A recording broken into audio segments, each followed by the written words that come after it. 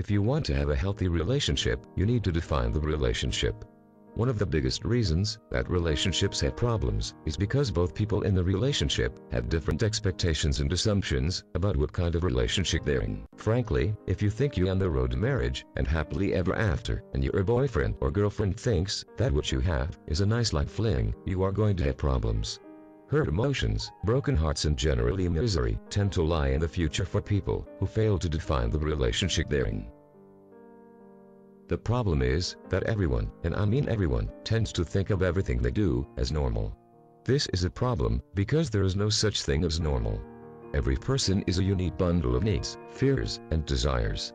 The strengths and weaknesses that make us who we are make the need to define the relationship essential. Whether we realize it or not, we are all using ourselves as the baseline for behavior. This means that on some very essential levels, we assume that other people want what we want, feel what we feel. Most of us are aware that this isn't the case on a conscious level, but it's hard to put this into action all the time. As long as things seem to be going okay, we have a tendency to let this go on more and more. After all, when they seem happy, and you seem happy, there's no reason to examine your assumptions and expectations. Most of us only do that when things have gone wrong in a relationship.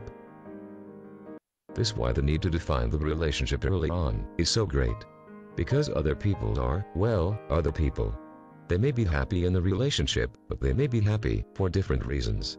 If you let this go too far, you may be setting yourself up for resentment and pain. By taking the time to define the relationship, you are taking the reins in the relationship. You will be able to see where you are and where you are heading. This will allow you to have a healthier, stronger relationship because you will both be pulling in the same direction, rather than going off in two different emotional directions, until the strain on the relationship is so great that it breaks. The problem with taking action to define the relationship is that it's not the comfortable path to take. The conversations can be awkward, and there's always an element of fear that the two of you will have such radically different expectations and goals that the relationship may end. These are false worries for the most part.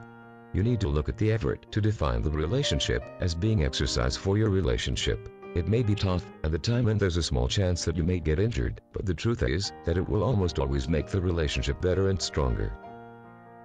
If you need help at figuring out what you need to do to define the relationship, there is loads of help available.